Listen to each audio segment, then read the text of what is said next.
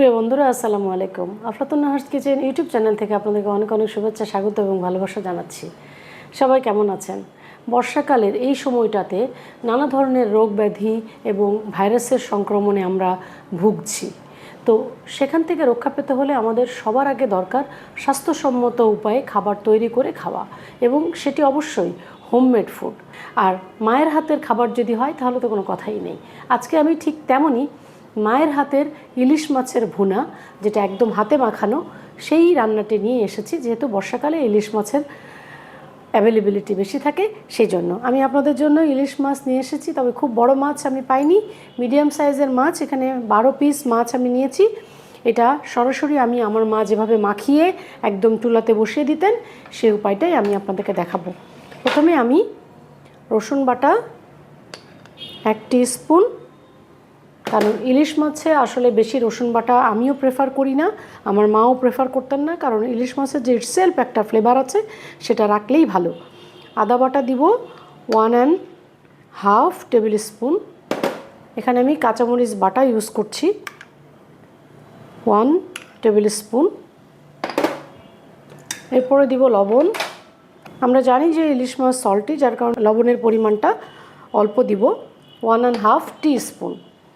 এরপরে এই যে এখানে যে মশলাগুলো সাজানো আছে আপনারা দেখতে পাচ্ছেন, এগুলো রিমিনিস কর্নারের মশলা। আপনারা যারা নিয়মিত গ্রাহক আছেন তারা জানেন যে রিমিনিস কর্নার আমার একটা মশলার পেজ, যেখানে সব ধরনের মশলা পাওয়া যায়। প্রথমে আমি ধনিয়ার গুঁড়া দিব 1 টিস্পুন। এরপরে হলুদের গুঁড়া। ইলিশ মাছেও আমি খুব বেশি হলুদ পছন্দ করি না, একদম বেশি কালার হলে ভালো লাগে না। এখানেও আমি 1.5 টিস্পুন দিয়ে দিলাম হলুদের গুঁড়া। আর মরিচের গুঁড়া দিব, এটা ঝালটা যার যার পছন্দ মতো। তবে আমার মা একটু ঝাল খেতে পছন্দ করতেন, আমি কাঁচামরিচ বাটাও দিয়েছি। আর লাল মরিচের গুঁড়া 1.5 টিস্পুন। এরপরে দিব জিরার গুঁড়া 1.5 টিস্পুন। এই মশলাগুলো দিব। আর এখানে একটা মশলা আপনারা দেখতে পাচ্ছেন, কারি মশলা। এটা আমার রিমিনিস কর্নারের একটা অথেন্টিক মশলা। এটা আসলে এই মশলাগুলো সাধারণত মায়ের কাছ থেকেই শেখা। মা হয়তো আলাদা আলাদা করে দিতেন, আমি একসাথে এটাকে সমন্বয় করে একটা মশলা তৈরি করেছি, সেটা পরে দিব। এরপরে আমি যেটা দিব, পেঁয়াজ কুচি। এখানে দেশি পেঁয়াজ এবং খুব মিহি করে কুচি করা, একদম মাখিয়ে দিব। এখানে মোটামুটি 1.5 কাপ মতো আমি দিয়ে দিচ্ছি। আর দিব সরিষার তেল। ম্যারিনেশনে আমি সবসময় বলেছি যে একটু তেল দিলে সেটা খুব ভালোভাবে মসৃণভাবে মাখানো হয় এবং ম্যারিনেশনটাও প্রপারলি হয়। মাছের মধ্যে বা মাংসের মধ্যে যেখানেই আমরা ম্যারিনেশন করি না কেন, প্রপার ম্যারিনেশনের জন্য সামান্য অয়েল ইউজ করা দরকার। এখন আমি মাখাতে চলে যাব, সুন্দর করে এটা মাখিয়ে নিব। এবং আমি সবসময় যেটা করি, গ্লাভস পরা, এটা বলার কিছু নাই যে কোনো ধরনের এনি কাইন্ড অফ হ্যাজার্ড যাতে আমাদের না হয়, আর ফুডবর্ন ইলনেস থেকে আমরা যাতে বাঁচতে পারি, এবং ফুড সেফটি এনশিওর করার জন্যই আমি গ্লাভসটা পরে নিয়েছি। এখন সুন্দর করে মাছটা মাখিয়ে নিব।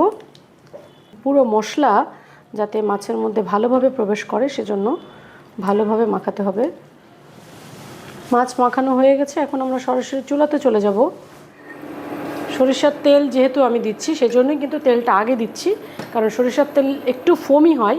ওই ফোমি ভাবটা কেটে গেলে তখনই আমি ম্যারিনেটেড যে ফিশটা আছে সেটা দিয়ে দিব। এখন আমি মাছগুলো দিয়ে দিচ্ছি।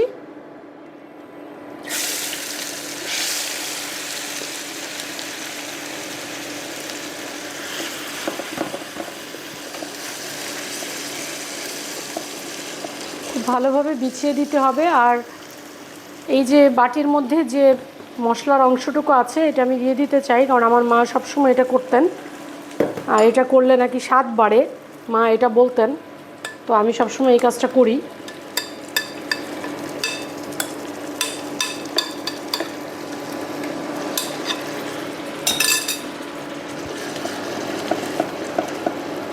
যেহেতু ইলিশ মাছ খুবই নরম, আর যেহেতু আমি ভেজে দিইনি, একবারে মাখিয়ে দিয়েছি, সুতরাং একটু ফ্ল্যাট যদি প্লেটে বা একটু ফ্ল্যাট পাতিলে আর কি যদি আমরা এটাকে রান্না করি তাহলে ভেঙে যাওয়ার চান্স থাকবে না। বন্ধুরা, আমি ইলিশ মাছ মাখিয়ে একদম চুলাতে বসিয়ে দিয়েছি। এখন কোনো পানি দিইনি, শুধু বাটিতে যে পানিটা ছিল, মশলাটা ছিল, সেই পানিটা আমি দিয়েছি। আর ইলিশ সম্পর্কে তো বলার কিছুই নেই, আমরা সবাই জানি যে জাতীয় মাছ। আর ইলিশ মাছের এত পদ আছে, এত রেসিপি আছে যেটা বলে শেষ করা যাবে না। তবে আমরা সবচেয়ে বেশি পছন্দ করি ইলিশ মাছের ভাজা। আর ইলিশ মাছের রান্নার সবচেয়ে বড় টিপস যেটা আমি দিব সেটা হচ্ছে খুবই কম উপকরণ দিয়ে ইলিশ মাছ রান্না করা যায়। আমার মায়ের কথা যদি আমি বলি, আমরা পদ্মা পাড়ের মানুষ, আমি প্রথমেই বলেছি।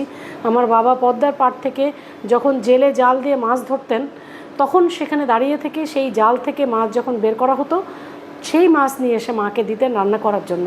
আর মা তখন কি করতেন, একদম জাস্ট হলুদ আর অল্প একটু লবণ দিয়ে মাখিয়ে কিভাবে যেন পাতিলটা ঘুরিয়ে ঘুরিয়ে একটা রান্না করতেন, এবং সেইটা আমরা অনেক সময় চুরি করেও খেতাম কিচেনে ঢুকে। ইলিশের যে স্বাদ, সেই স্বাদ গ্রহণ করতে হলে আসলে ফ্রেশ ইলিশই দরকার। তো আমরা চলে যাই চুলাতে। অনেক গল্প করলাম আপনাদের সাথে, একটু দেখি যে কি অবস্থা। দেখেন যে ফ্রেগ্রেন্স এবং মাছগুলো যেভাবে তাকিয়ে আছে, সেটাতে কিন্তু খাওয়ার লোভ বেড়ে গেছে। আমি একে একে কিন্তু এবার মাছগুলো আস্তে আস্তে টার্ন করব। আমরা সবগুলো মাছ উল্টে নিয়েছি। এখন যে কাজটা করব আমি, এই যে আপনাদেরকে যে বলেছিলাম কারি মশলার কথা, যে এটা একটা অথেন্টিক মশলা, রিমিনিস কর্নারের কারি মশলা। আপনারা দেখতে পাচ্ছেন ঝরঝরে এবং খুবই অ্যারোমেটিক একটা মশলা, যেটা আপনারা যদি কালেকশানে রাখতে চান তাহলে অবশ্যই রিমিনিস কর্নারের ফেসবুক পেজ অথবা আমাকে সরাসরি নক করলে আমি আপনাদের দোরগোড়ায় এটা পৌঁছে দিব, এবং আপনারা এর টেস্ট গ্রহণ করে, মানে কারির মধ্যে টেস্ট গ্রহণ করে বলবেন যে আসলে মশলাটা কেমন, বা আপনাদের যদি গুরুত্বপূর্ণ মতামত থাকে যে এই মশলাটাকে আরেকটু এনহ্যান্স করতে হয় কিভাবে, তাহলে আমি সেটা করব। তবে আপনারা অবশ্যই এটা পছন্দ করবেন, আমার বিশ্বাস। এখন আমি গরম পানি দিয়ে দিচ্ছি। অবশ্যই কিন্তু আমরা টেম্পারেচারের ব্যালেন্স করার জন্য গরম পানি ইউজ করব রান্নার সময়, যাতে টেম্পারেচারটা ফল ডাউন না করে। এটা মাখা মাখা হবে, খুব বেশি পানি আমি দিলাম না, 1 কাপের মতো পানি। আর আমি কিন্তু এখানে মিডিয়াম ফ্লেমে এই কারিটা তৈরি করছি। এভাবে যদি একটু ঝাঁকিয়ে দেওয়া যায় তাহলে মাছগুলো ভাঙবে না। আবার দেখেন যে সবগুলোর মধ্যে মশলাগুলো কিন্তু প্রবেশ করে যাচ্ছে প্রপারলি।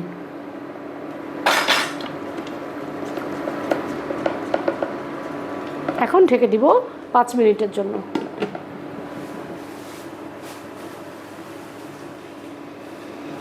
সুপ্রিয় বন্ধুরা, মায়ের হাতে মাখানো ইলিশ মাছ রান্না শেষ। এখন আমি চুলা বন্ধ করে দিচ্ছি, এবং চুলা বন্ধ করে যে কাজটা করব সেটা হচ্ছে এখানে যে কাঁচামরিচ রেখেছি সেগুলো আস্ত শুধু বোটা ছাড়িয়ে দিয়ে দিব, যাতে কাঁচামরিচের ফ্লেভারটা এখানে যায়, ঝালটা না। দেখতেও সুন্দর লাগবে, কাঁচামরিচের যে ফ্লেভার সেটাও যাবে, এবং কাঁচামরিচের মধ্যে যে ভিটামিন সি আছে সেটাও আমরা পেয়ে যাব। এরপরে আমরা সার্ভিংয়ে চলে যাব।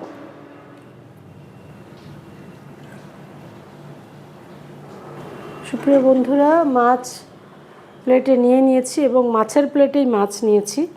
আপনারাও সার্ভিংয়ের সময় এটা চিন্তা করবেন যে কি ডিশ কোথায় পরিবেশন করবেন, সেটা আপনাদের পছন্দ মতো এবং ইচ্ছা মতো অবশ্যই করবেন। তবে যদি সিমিলারিটি বজায় রাখেন তাহলে সেটা দেখতে ভালো লাগবে। উপরে আমি সামান্য বেরেস্তা দিয়ে দিচ্ছি, কারণ মাছের যে লুকটা এসছে আপনারা নিশ্চয়ই দেখতে পাচ্ছেন, এবং কত কম সময়ে কত কম উপকরণ দিয়ে এই মায়ের হাতের রান্না আসলে তৈরি করা যায়, সেটা আসলে আমাদের মারাই এরকম সুন্দর অথেন্টিক রান্না তৈরি করে আমাদেরকে শিখিয়েছেন, তাই না? তো তৈরি হয়ে গেল মায়ের হাতে মাখানো ইলিশের ভুনা। আপনারা বাসায় অবশ্যই এটা ট্রাই করবেন এবং এর স্বাদ নেবেন, কারণ ট্রাই না করলে তো শুধু দেখলে স্বাদ নিতে পারবেন না, তাই না? এবং স্বাদ যে অন্যদেরকেও দিবেন সেটাও আপনাদেরকে করতে হবে, কারণ এটা দেখলে আসলে মানে কথা বলতে পারছি না কেন, মায়ের সেই সমস্ত স্মৃতি মনে পড়ে যাচ্ছে। আর আজকে আমি আমার মায়ের প্রতি বিনম্র শ্রদ্ধা এবং সালাম জানিয়েই আপনাদেরকে এই রেসিপিটি উপহার দিলাম। আপনারা আমার মায়ের জন্য দোয়া করবেন, তিনি আজ দুনিয়ায় নেই, কিন্তু যেখানে আছেন সেখানে যাতে ভালো থাকেন সেই দোয়া আপনারা করবেন। আর বেশি কিছু বলতে পারবো না আজকে।